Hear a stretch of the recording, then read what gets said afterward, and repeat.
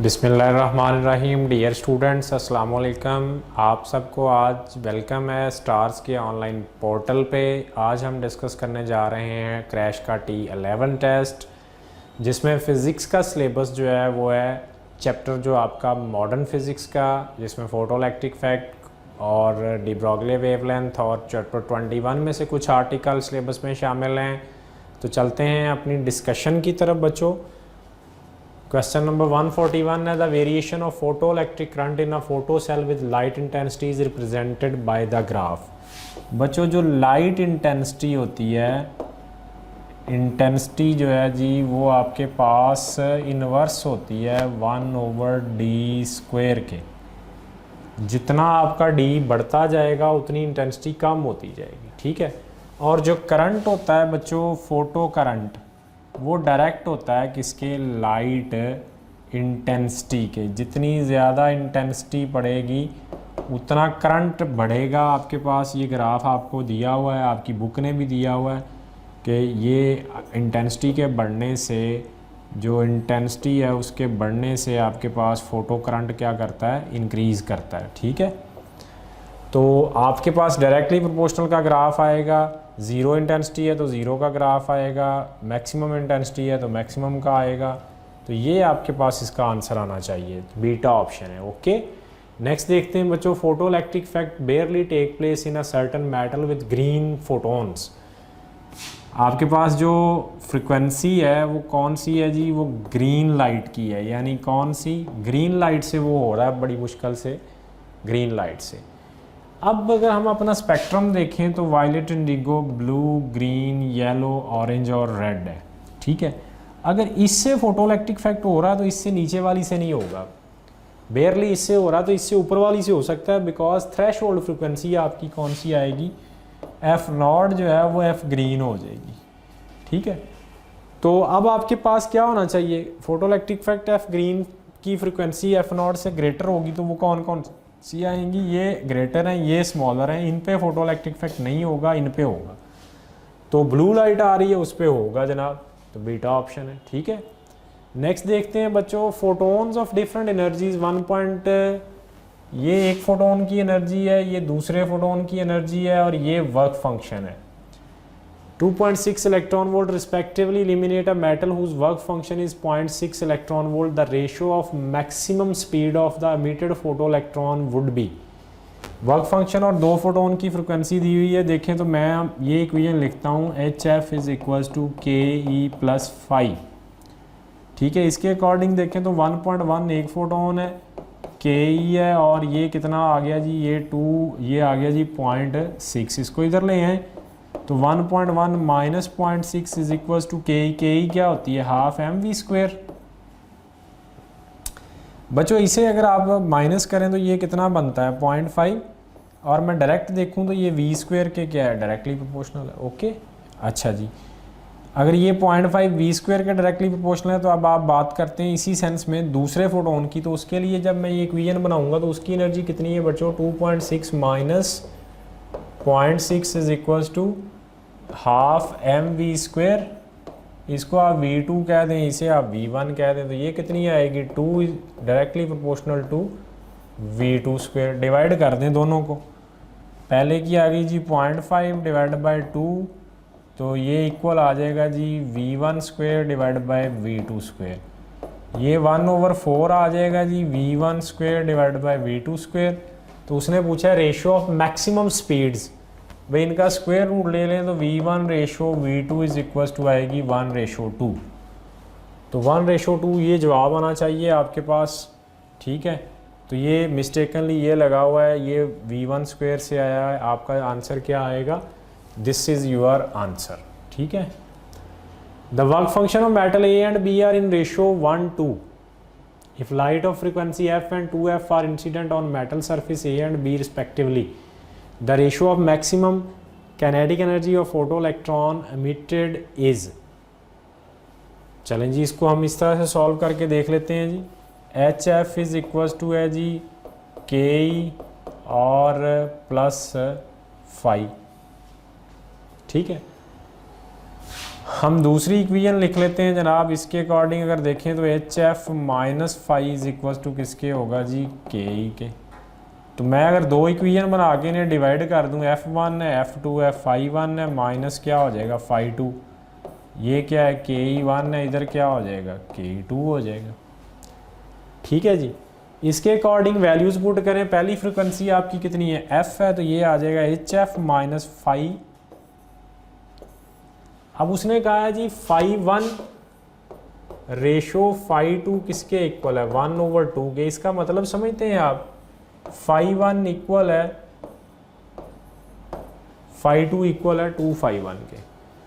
अगर आपके पास phi one phi है तो फाई टू कितना होगा, 2 फाई होगा। ठीक है, ये वैल्यूज़ पुट कर दें, यहाँ आ जाएगा 2f आ जाएगा, माइनस इस फाई की जगह क्या आ जाएगा 2 फाई आ जाएगा, के ई वन ओवर के ई टू। अब देखें तो नीचे से 2 कॉमन लेते हैं तो ऊपर वाला फैक्टर नीचे वाले फैक्टर से कैंसिल हो जाएगा, यहाँ से 2 कॉमन आएगा तो एच एफ फाई से कैंसिल, आंसर आ जाएगा 1/2। तो जवाब देखें क्या है जी, 1/2 ही जवाब है आपका, आंसर भी यही वाला है। Okay, understand. नेक्स्ट देखें जी, in a photoelectric experiment maximum velocity of photo electron emitted depend on intensity, does not depend on the cathode material, depend on frequency. जी हमारे पास मैक्सिमम काइनेटिक एनर्जी का फार्मूला ये था, ये देखें जी, ये वी नॉट ई था, या इसको हमने क्या कहा था, ये H F K V naught E frequency dependent आ जाता है। ठीक है, तो हमारी स्पीड जो है जी वो डिपेंड करती है किस पे, फ्रीक्वेंसी पे डिपेंड करती है किसी सेंस में। फ्रीक्वेंसी बढ़ाएं तो काइनेटिक एनर्जी बढ़ती है, काइनेटिक एनर्जी बढ़ाएं तो स्टॉपिंग पोटेंशियल बढ़ाएं तो फ्रीक्वेंसी, ये इनका रिलेशन है। ठीक है, so depend on frequency of incident light आएगा 40 जवाब। ओके जी स्टूडेंट्स, नेक्स्ट है 146, the de Broglie wavelength of an electron is. भाई de Broglie wavelength of electron को लिखेंगे तो ये h/√2m e ये एनर्जी ऑफ इलेक्ट्रॉन आती है। तो इसके अकॉर्डिंग देखें तो ये इन्वर्स है स्क्वायर रूट ऑफ ई के, तो डायरेक्ट इन्वर्स है किसके, ये स्क्वायर रूट ऑफ m के। ठीक है, तो यहाँ inverse to square root of its energy okay है, direct to square root of its गलत है, नॉट डिपेंड गलत है, डायरेक्टली डिपेंड ऑन मैस ये भी गलत है। तो ये आंसर आना चाहिए बच्चों, तो यही आंसर है। ओके, अल्फा आंसर है। ओके, नेक्स्ट देखते हैं, a positron and proton are accelerated through a same potential, then the ratio of the associated wavelength of positron and proton will be. बेटे जो लैम्डा है ये इन्वर्स है किसके, मैस के। तो अगर मैं पॉजिट्रॉन ओवर प्रोटॉन करता हूँ तो ये इक्वल आएगी किसके, mass of proton over mass of positron के। And we have to find the ratio, यही रेशो फाइंड करनी है, तो ये किसके इक्वल आ जाएगी, m/m के, पॉजिट्रॉन ओवर प्रोटॉन जो है वो इसके इक्वल आएगी। ठीक है जी, तो देखें जवाब क्या है, बीटा है। ओके, चलें नेक्स्ट चलते हैं आगे। If lambda naught is the de Broglie wavelength of proton accelerated through a potential difference of 100 volt, the de Broglie wavelength for alpha particle accelerated through same potential difference is। चलें जी देखते हैं। अब देखें इसमें हमारे पास जो लैम्डा है बच्चों वो इक्वल होती है h/√2mv के। तो मैं लैम्डा अल्फा की बात करूँगा तो वो h ओवर क्या आएगी, 2 और m कितना होता है इसका, 4m होता है, v सेम है तो ये कितना होता है 2e होता है चार्ज। लैम्डा प्रोटॉन की बात बच्चे मैं करूँगा तो वो कितनी आएगी, 2 मैस m ही होता है, v चार्ज e होता है। अब आप रेशो किसकी वैल्यू निकालनी है आपने, अल्फ़ा पार्टिकल की, तो lambda alpha divide by lambda proton कर दें। देखें जी, जब मैं इस चीज़ को इस चीज़ पे डिवाइड करूँगा तो ये सिचुएशन बनेगी h/2 into 4m into 2e divide by h/2mve। बेटे ये कैंसिल, ये कैंसिल। ठीक है जी, अब नीचे तो कुछ भी नहीं ना बचा, तो ऊपर क्या बच गया है आपके पास, 1/√2 क्या आ गया 8, तो इसको लिख सकते हैं 1/2√2। तो लैम्डा अल्फ़ा निकालें तो वो कितनी आ जाएगी, लैम्डा p/2√2 2 और लेमडा पी कितनी है बच्चों, लेमडा नॉट ओवर 2√2 है। सो इसके अकॉर्डिंग ये वाला एक आंसर आना चाहिए, तो यही आंसर है। ओके, इंपॉर्टेंट क्वेश्चन है बड़ा, ये ध्यान से देखें, ठीक है। नेक्स्ट देखें बच्चों, in the following particle have same de Broglie wavelength, which one has the largest kinetic energy. Wavelength सबकी सेम है। वी नो दैट के wavelength is equals to 2m/ke है। यहाँ से के ई निकालेंगे तो बच्चे वो क्या आएगी, वो आएगी आपके पास क्या 1/2m लैम्डा स्क्वायर, ये आ जाएगी। स्क्वायर रूट ले लिए, ख़त्म कर दिए ना स्क्वायर लेके दोनों तरफ, तो के ही सेम है, ठीक है।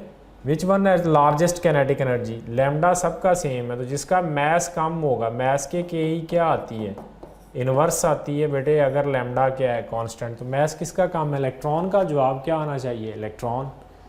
ओके, चलिए नेक्स्ट देखते हैं।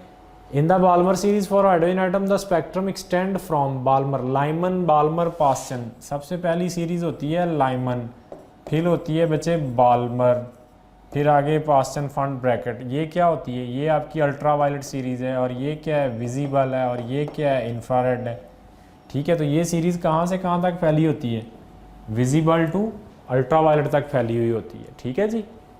Charlie option Balmer series.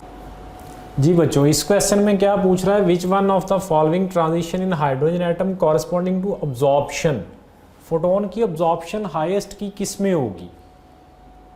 पहली बात तो ये कि जब अब्जॉर्प्शन होती है तो इलेक्ट्रॉन क्या करता है, किसी भी लोअर ऑर्बिट से मूव करता है, किस में, अपर में। यहाँ क्या हो रहा है, लोअर से अपर में जा रहा है, n1 से किस में, 2 में, n2 से 1 में। ये आपके पास अब्जॉर्प्शन नहीं है, ये क्या हो रहा है, इसमें क्या हो रहा है, 2 से 1 में जा रहा है, तो ये क्या हो रहा है, ये एमिशन हो रहा है बच्चे, ठीक है। 4 to 2 जा रहा है, ये भी एमिशन हो रहा है। 2 to 4 जा रहा है, तो ये अब्जॉर्प्शन हो रहा है। 1 to 2 जा रहा है, तो ये भी अब्जॉर्प्शन हो रही है। अब 2 to 4 जा रहा है, तो आपके पास हाईएस्ट फ्रिक्वेंसी कहाँ पे अब्जॉर्ब होगी, ये बात हमारी तय होनी है, ठीक है। देखें, जब 1 से 2 में जाएगा, यहाँ से यहाँ जाएगा, तो आपको पता है कि कितनी इसकी एनर्जी होती है 13.6, और इसकी एनर्जी कितनी होती है 3.2।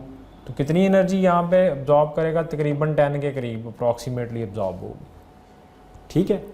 अच्छा, जब 2 से 4 में जाएगा, ये 2 है, इससे 4 में जाना है उसने, तो यहाँ 3.2 है, यहाँ तकरीबन कोई 0.8 समथिंग होती है, तो इनका डिफरेंस जो है वो इससे कम निकलता है। सो 1 से 2 में देखें, ये 1 से 2 में जाएगा, तो अब्जॉर्प्शन क्या होगी, मैक्सिमम की होगी। तो आंसर आपका क्या आएगा जी, अल्फा आएगा इसका आंसर। ओके, चले नेक्स्ट देखते हैं जी, आगे चलते हैं हम। ये इसने 40 दे दिया है, 40 में आपके पास 2 से 4 में जाएगा, तो एनर्जी गैप क्या होगा, कम होगा एज कंपेयर टू 1 to 2, ठीक है। दोनों सूरतों में 1 से 2 जाए या 2 से 4 जाए, तो अब्जॉर्प्शन होनी है। ज़्यादा एनर्जी का फोटोन उसने यहाँ से यहाँ तक जाते हुए क्या करना है, अब्जॉर्ब करना है। ओके, नेक्स्ट देखते हैं। The minimum energy required to excite hydrogen atom from its ground state, ground state से मिनिमम एनर्जी, ग्राउंड स्टेट में एनर्जी कितनी होती है जी 13.6। यहाँ से आप इसको कितनी मिनिमम एनर्जी दें तो ये ऊपर जाएगा जी, ये प्रोवाइड करें, ये करें, ये ग्राउंड स्टेट से उठाना है भाई। ग्राउंड स्टेट से उठा के यहाँ ले जाएं 2 में, ग्राउंड स्टेट से यहाँ 3 में ले जाएं, ग्राउंड स्टेट से यहाँ 4 में ले जाएं। सबसे कम एनर्जी आपको कब मिलेगी, 13.6 से जब यहाँ लेके जाएंगे। ओके, तो यहाँ 13.6 है और इसमें होती है 3 पॉइंट आपके पास 2 तकरीबन। तो इन दोनों का गैप अगर निकालते हैं तो ये 10.4 के करीब अप्रॉक्सीमेटली आंसर आता है। 3.4 है, सॉरी ये 10.2 के करीब आंसर आता है। तो आपके पास क्या आएगा, जो मिनिमम आपको एनर्जी यहाँ से एक्साइट करने के लिए चाहिए वो क्या आएगी, वो 10.2 आएगी, क्योंकि इससे अगर आप ज़्यादा एनर्जी दोगे तो ऊपर जाओगे। ठीक है, सो आंसर क्या आएगा, 40 आएगा, 40 आंसर है। ठीक है जी, okay. Figure show the result of experiment involving photoelectric effect. The graph A, B, C, D relates light beam having different wavelengths. बड़ी क्लियर बात है जी, इसका करंट ज़्यादा है, सबसे ज़्यादा स्टॉपिंग पोटेंशियल किसका आ रहा है जी? स्टॉपिंग पोटेंशियल आ रहा है बी का, ये वी नॉट सबसे ज़्यादा बी का है, ये ग्रेटर है, ठीक है। अगर ये ग्रेटर है तो इसकी फ्रिक्वेंसी भी क्या होगी? ग्रेटर होगी, ठीक है। तो बीम बी एज लोएस्ट, और इसकी वेवलेंथ क्या होगी? लैम्डा इसकी क्या होगी जी? लोएस्ट होगी, किसकी? बी की, क्योंकि फ्रीक्वेंसी इसकी हाईएस्ट। कैसे पता चला फ्रीक्वेंसी हाईएस्ट है? क्योंकि स्टॉपिंग पोटेंशियल इसका क्या है? सबसे ज़्यादा, लाइन सबसे आगे आ रही है। सो आंसर आपके पास क्या आएगा जी? अल्फा आएगा। फ्रीक्वेंसी सबसे ज़्यादा, वेवलेंथ सबसे कम। The short wavelength of the spectrum of X-ray ends abruptly at cut off wavelength, the cut off wavelength depends on. अच्छा जी, ये जो H C over lambda minimum कह लें आप, इज इक्वल टू होती है किसके? वी ई के। तो यहाँ लैम्डा मिनिमम कैलकुलेट करें तो H C over V E के होती है। तो ये लैम्डा मिनिमम या इनवर्स होती है किसके? वी के। तो बेटे अप्लाइड वोल्टेज पे डिपेंड करती है ना ये, तो अप्लाइड वोल्टेज के ऊपर डिपेंड करेगी, इनवर्स होती है इसके अप्लाइड वोल्टेज के। ओके, नेक्स्ट देखते हैं। The maximum frequency of X-ray produce in operating tube at 20 kilo volt. भाई एच एफ मैक्सिमम जो है वो होता है वी ई के, और एफ मैक्सिमम इक्वल आ जाएगा वी ई ओवर एच के। तो इसकी वैल्यूज पुट कर दें, ये 20 है, 10 रेज टू पावर कितना है? 3 आ जाएगा, 1.6 10 रेज टू पावर कितना आ जाएगा? -19, 6.63 10 रेज टू पावर -34। ये कितना बन जाएगा जी? -16। और ये ऊपर जाएगा तो कितना बच जाएगा आपके पास? 10 रेज टू पावर 18। बाकी इनको सॉल्व कर लेते हैं, इसको इससे मल्टीप्लाई करें तो 0, 32.0 6.63 आ गया, ये आ गया, ठीक है। अब 18 जो है तो देखें वो सिर्फ एक ही क्वेश्चन में आ रहा है, ये वाले में पावर 18। साइकिल पर सेकंड मतलब हर्ट्स है, हर्ट्स साथ आएगा, ठीक है। तो मेरे ये जवाब आएगा, कैलकुलेट करने की जरूरत, वैसे भी इसको इस पर डिवाइड करें तो तकरीबन 4 पॉइंट समथिंग की आंसर आएगा। जवाब आ गया 40। ओके, नेक्स्ट देखें। When the number and speed of electron striking the anode of X-ray tube are increase. Number जो होते हैं ऑफ इलेक्ट्रॉन बच्चे जो है वो प्रोपोर्शनल होता है किसके? इंटेंसिटी ऑफ एक्सरे के, ठीक है। और जो उनकी स्पीड है बच्चे वो किसके प्रोपोर्शनल आएगी? वो एनर्जी ऑफ एक्सरे के आएगी, यानी एनर्जी किसकी आएगी? स्पीड के ऊपर डिपेंड करेगी। तो देखें जवाब क्या है? The intensity of emitted X-ray increase while the cut off wavelength is decreased. अच्छा, कट ऑफ वेवलेंथ क्यों डिक्रीज की है? स्पीड बढ़ेगी तो एनर्जी बढ़ेगी, एनर्जी बढ़ेगी तो फ्रिक्वेंसी भी क्या करेगी? इंक्रीज करेगी। बट लैम्डा क्या करेगी? ये इंक्रीज करेगी तो ये क्या करेगी? डिक्रीज करेगी। सो नंबर बढ़ने से इंटेंसिटी बढ़ती है, नंबर जो है वो किसके डायरेक्टली प्रोपोर्शनल है? इंटेंसिटी के। और स्पीड इनवर्स आ जाएगी किसके? आपके पास कट ऑफ वेवलेंथ के, ठीक है। नेक्स्ट देखते हैं जी। Minimum wavelength of X-ray emitted of an X-ray tube is lambda naught when potential difference is V naught. Potential difference हमने अभी पढ़ा है कि लैम्डा मिनिमम जो है वो इनवर्स है किसके? वी के। बेटे अगर आपने क्या किया, इसे डबल किया तो ये क्या हो जाएगा? हाफ हो जाएगा। सो आंसर आ जाएगा beta. Okay, X-rays are stream of photons होती हैं जी, एक्सरेज, ठीक है, फोटोन्स होते हैं, स्पीड ऑफ लाइट से मूव करते हैं। The anode has two primary functions to convert electronic energy into X-ray and to dissipate the heat created in the process। यही वजह है कि मैंने कहा था कि एनोड जो है इसका Z लार्ज होना चाहिए और हाई इसका क्या होना चाहिए? मेल्टिंग पॉइंट होना चाहिए, ठीक है। तो आंसर देखें क्या आएगा? Alpha. The minimum wavelength of continuous X-ray is given by, अभी हमने पढ़ा था फार्मूला जी, 1 जो HF मैक्सिमम है वो इक्वल है किसके? वी के। एच सी मैक्सिमम है तो ये क्या हो जाएगा? मिनिमम। वी ई, यहाँ से 1 ओवर लैम्डा मिनिमम की बात करेंगे तो वी ई ओवर क्या आएगा? H C. कौन सा फार्मूला बन रहा है? ये बन रहा है। सो आंसर आपके पास क्या आ गया जी? बीटा आंसर आ गया। ओके, नेक्स्ट देखें। डार्कनिंग ऑफ फिल्म, वैसे ये सिलेबस में नहीं है। Use of X-ray is proportional to the radiation exposure. जो आपकी एक्सरे फिल्म होती है ना, यहाँ एक्सरे फिल्म रखी है, ऊपर से आप एक्सरेज डालेंगे तो वो डार्क हो जाती है। जितनी ज़्यादा डार्क होगी उतना एक्सपोजर रेडिएशन का उनके ऊपर ज़्यादा होगा, ठीक है। तो प्रोपोर्शनल ये बुक लाइन है, लेकिन आप सिलेबस में नहीं है यूज़ ऑफ एक्सरे, ठीक है। The maximum velocity of electron accelerated by a potential V0 volts can be expressed as. देखें जी, आपके पास जो अगर हम बात करते हैं बच्चों के मैक्सिमम एनर्जी की, तो के ई जो इलेक्ट्रॉन एक्सेलरेट करता है उसकी होती है वी, ये आएगा हाफ एम वी मैक्सिमम का square is equals to V. ठीक है, यहाँ से अगर हम वी मैक्सिमम का स्क्वायर निकालें तो ये V E over M, and you know V E किसके इक्वल होता है, एच एफ मैक्सिमम के ओवर क्या आएगा, एम। ये आपका आंसर आ जाएगा इलेक्ट्रॉन का। ठीक है, तो अल्फा ऑप्शन आ जाएगी आपकी। ठीक है जी, चले नेक्स्ट देखते हैं। When ultraviolet light is incident on photocell, its stopping potential is V naught and the maximum kinetic energy of photoelectron is K maximum when X-rays are used। देखें, आपके पास स्टॉपिंग पोटेंशियल था जब अल्ट्रावायलेट लाइट यूज़ की तो कितना था, V not था, और ये कितनी थी, K मैक्सिमम थी। अब आपने एक्सरेज कर दी, यू नो एक्सरेज की फ्रिक्वेंसी जो है एफ एक्सरेज ग्रेटर देन है किससे, एफ अल्ट्रावायलेट। फ्रिक्वेंसी बढ़ गई तो ये भी बढ़ जाएगा और ये भी बढ़ जाएगी, क्योंकि फ्रिक्वेंसी पे स्टॉपिंग पोटेंशियल और एनर्जी डिपेंड करते हैं। सो वी नॉट भी इंक्रीज हो जाएगा और के मैक्स भी क्या करेगी, इंक्रीज कर जाएगी। तो आंसर के अकॉर्डिंग देखें V naught and K maximum both increase हो जाएंगे। Okay, in an X-ray tube electron accelerated through a very high potential difference strike a metal target if potential difference increase the speed of emitted X-rays. Emitted X-rays photon होती हैं, photon की speed हमेशा constant रहती है, वो remains unchange रहेगी। ठीक है जी, बीटा ऑप्शन आ गई। ओके, नेक्स्ट देखें जी, X-rays are produce when an element of high atomic weight is bombarded by a high energy electrons. हमने जो पढ़ा है वो क्या है, इलेक्ट्रॉन्स हैं, चार्ली। ठीक है, नेक्स्ट देखें जी, in a photoelectric experiment the stopping potential for the photoelectron is 1.5 volt for the incident light of frequency this. If the frequency of incident light is changed to this, the stopping potential would be, stopping potential increase करेगा और more than 2 हो जाता है, more than double होता है वो। अगर हम इसकी बात करें तो हमारे पास एच एफ का फार्मूला होता है किसके इक्वल जी, ये होता है जी आपके पास V E plus 5 and we have to calculate what. यहाँ पे उसने किसकी बात की है, स्टॉपिंग पोटेंशियल की बात की है। तो स्टॉपिंग पोटेंशियल के लिए देखें क्या आएगा, H F minus 5, stopping potential निकलेगा एच एफ माइनस 5 ओवर ई।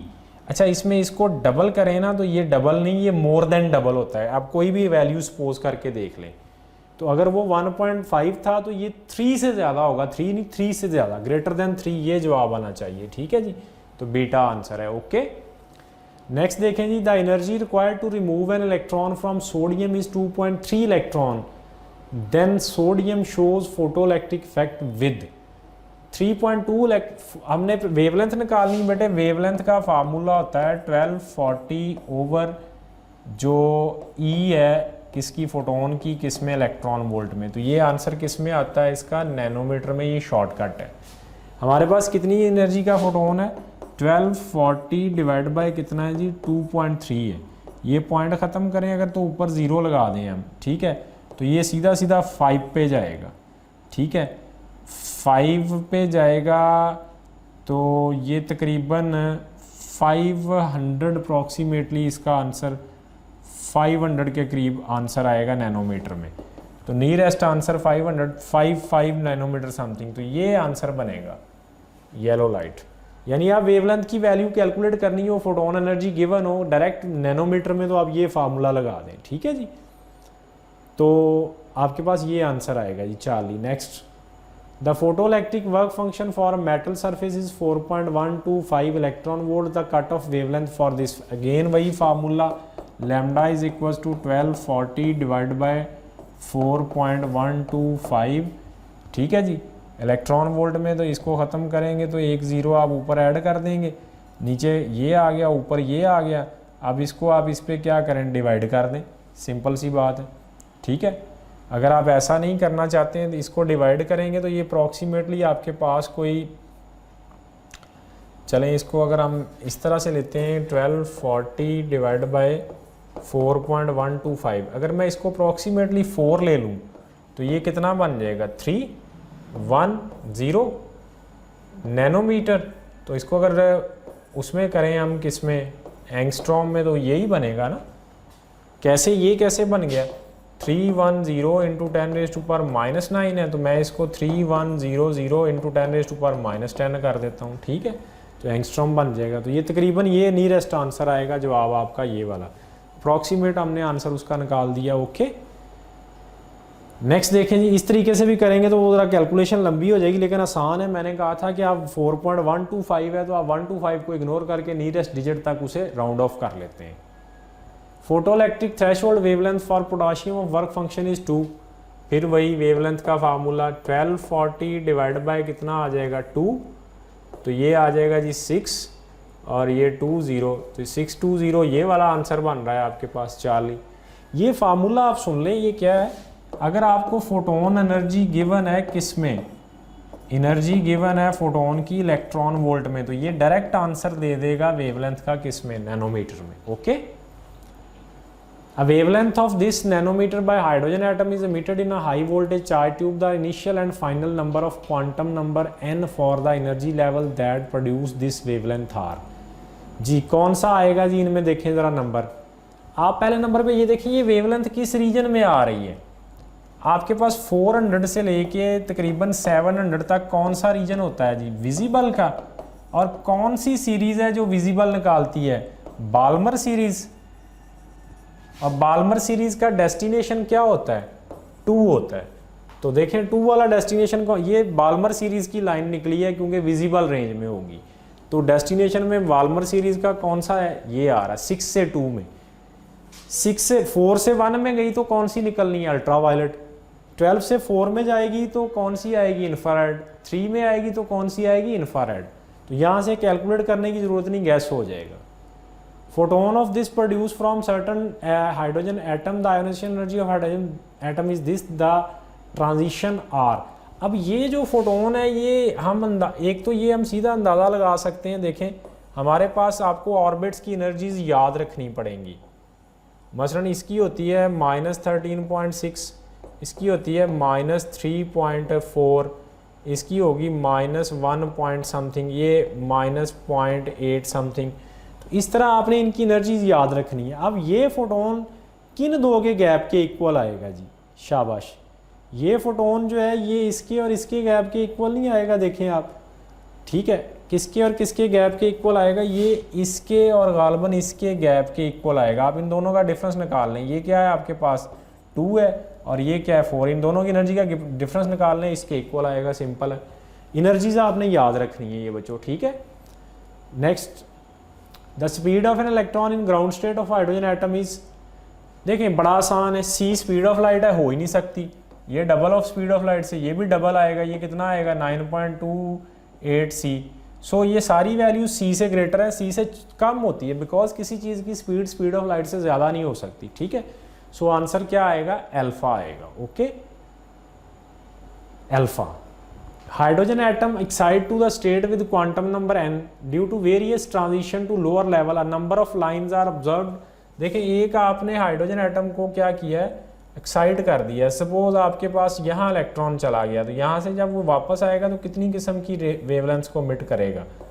वो जो नंबर ऑफ वेवलेंथ्स हैं वो किस पे डिपेंड करती हैं, कितनी होती हैं। नंबर ऑफ स्पेक्ट्रल लाइन्स का फार्मूला क्या होता है, n × n-1/2 होता है फार्मूला, आई थिंक। तो ये आ गया आपके पास फार्मूला, ठीक है।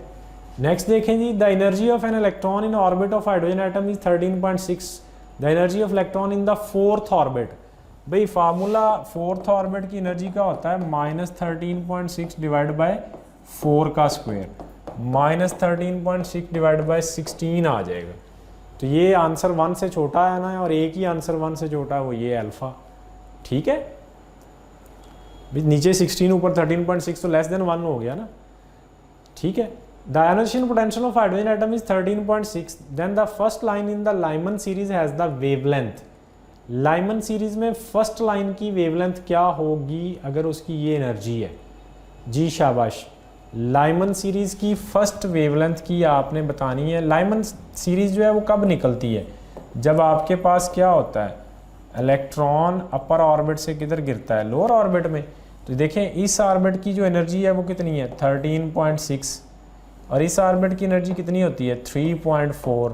दोनों का गैप निकालें तो कितनी एनर्जी डिफरेंस, कितनी एनर्जी का फोटोन निकलेगा यहाँ से, दोनों का डिफरेंस निकालेंगे तो ये 10.2 एनर्जी का नहीं निकलेगा, 10.2 एनर्जी नहीं निकलेगी ये गैप से अगर हम देखें तो उसने क्या बोला हुआ है, first line in the Lyman series as the wavelength. अब लैम्डा अगर हम निकालते हैं तो वो आएगी 1240 ओवर 10.2 आ जाएगी, ठीक है। तो ये इसको अगर कैंसिल करते हैं इसके साथ तो इसको 10 ले लें अगर, तो ये 1 2 बच गया, इधर पड़ गया 2 और 4 बच गया, इधर बच गया 124, ठीक है, इंटू 10 पावर -9। तो इसको लिख सकते हैं 1240 इंटू 10 पावर -10, एक ज़ीरो उधर कर लिया। तो ये एंगस्ट्रॉम तकरीबन इतने एंगस्ट्रॉम बनती है और नियरेस्ट इसके 1240 है, तो 1265 नियरेस्ट आंसर है आपका, ठीक है। तो आंसर क्या आ जाएगा, सॉरी 1265 कह रहा हूँ, 1217 इसके ज़्यादा आलमोस्ट अगर वैल्यू एग्जैक्टली देखें, वैसे इतना करीब आंसर होना नहीं चाहिए, ये भी आप डाउट कर सकते हैं, ये भी कर सकते हैं। तो इसका आंसर बहरहाल ये है 1240। मैंने राउंड किया था 0.2 को अगर मैं राउंड ना करता तो ये थोड़ा सा आंसर क्या होना था, इससे कम आना था, ठीक है। जारी बात है ये 10 से बड़ी वैल्यू, इससे थोड़ा सा कम आना था तो ये 1217 बनेगा, 40 से कम होगा उससे ऊपर नहीं जाएंगे, ये गेस हो जाएगा, वैसे कैलकुलेट करने नहीं बैठना आपने। Speed of electron in first hydrogen atom is 10 power 6 नहीं होती, 7 डिजिट होता है, 10 पावर 8 नहीं होगी, स्पीड ऑफ लाइट है, ये भी बहुत ज़्यादा वैल्यू है। ये वैल्यू आपने कॉमनली पढ़ी हुई है, कैलकुलेट करने की ज़रूरत नहीं है। वैसे अगर कैलकुलेट करनी है आपने तो इसके लिए आपको क्या करना पड़ेगा, एनर्जी का जो फार्मूला है इसका कि half mv² is equals to 13.6 into 1.6 into 10⁻⁻19। यहाँ से आप स्पीड निकालेंगे, इसकी स्पीड का फार्मूला बेसिकली ये बनता है 2 KE ओवर m√, ये फार्मूला बनता है जी, ठीक है। तो यहाँ गैस हो जाएगा वैसे ही, क्योंकि ये लार्ज वैल्यूज़ हैं, ये पॉसिबल नहीं है, वही वैल्यू पॉसिबल है। In X-ray tube electron after being accelerated through a velocity v strike the target, then wavelength of emitted X-rays, wavelength of emitted X-rays निकालनी है, लैम्डा निकालनी है आपने। तो 1 ये जो आपके पास फार्मूला होता है जी HF is equals to VE, यहाँ से अगर निकालेंगे तो HC over lambda is equals to VE। बेटे यहाँ से अगर हम क्या कैलकुलेट करें, 1 ओवर लैम्डा कैलकुलेट करें तो वो क्या आएगा, VE ओवर HC, और लैम्डा कैलकुलेट करें तो HC ओवर VE, ये इसके इक्वल आएगा, तो इक्वल टू दिस आएगा, ठीक है जी, ये इक्वल टू दिस जी। तो बच्चों calculate the frequency of photon having momentum, ये मोमेंटम दिया हुआ है तो मोमेंटम का फार्मूला होता है HF ओवर C। तो हमने क्या चीज़ कैलकुलेट करनी है, F इक्वल आ जाएगा PC over H। Values put कर दें बेटे, P की वैल्यू आपके पास कितनी है दी हुई है 4.42 10⁻⁻26, C होता है 3 इंटू 10⁻8, ये होता है 6.63 10⁻⁻34, ठीक है। अगर हम इनकी पावर्स को सॉल्व करते हैं तो ये देखें, ये इसके साथ और ये ऊपर सॉल्व होती हैं तो क्या होगा, यहाँ से आंसर आपके पास निकलेगा -18 और ये ऊपर जाएगा प्लस बन जाएगा, तो -18 और प्लस, तो ये 10⁻16 प्लस में बचेगा, ठीक है। बाकी हम इनको सॉल्व कर लेते हैं। अगर मैं इसको तकरीबन 4.5 ले लेता हूँ, इसको अप्रॉक्सीमेटली 4.5 ले लूँ तो इसको इससे मल्टीप्लाई करूँ तो ये कितना आ जाएगा 15, और ये आ जाएगा जी, ये डिवाइड बाय 6.63, तो ये अप्रॉक्सीमेटली देखें तो ये अप्रॉक्सीमेटली 2 पे चला जाएगा। तो जो आप देखें आपके पास क्या आ जाएगा, बीटा आ जाएगा, ठीक है जी। नेक्स्ट देखें, the momentum of wavelength this is, wavelength दी हुई है, मोमेंटम निकालना है तो P is equals to H over lambda होता है, तो 6.63 ओवर 1.32, ये आएगा 10⁻⁻34 और नीचे का 10⁻9 ऊपर जाके प्लस हो जाएगा, ठीक है।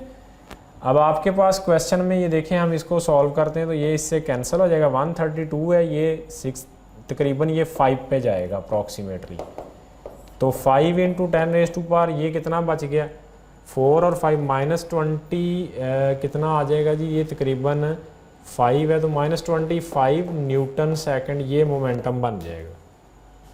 तो यही जवाब है आपके पास। और ये दोनों क्वेश्चन, ये और पिछला क्वेश्चन पेपर में आए हुए हैं, ठीक है।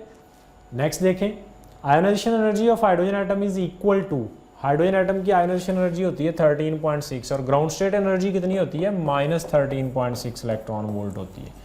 ठीक है, ओके जी, अल्फा ऑप्शन है। ओके, ठीक हो गया। चलें जी, थैंक यू वेरी मच। आप अपने नेक्स्ट टेस्ट की तैयारी करें। ओके, अल्लाह हाफिज़।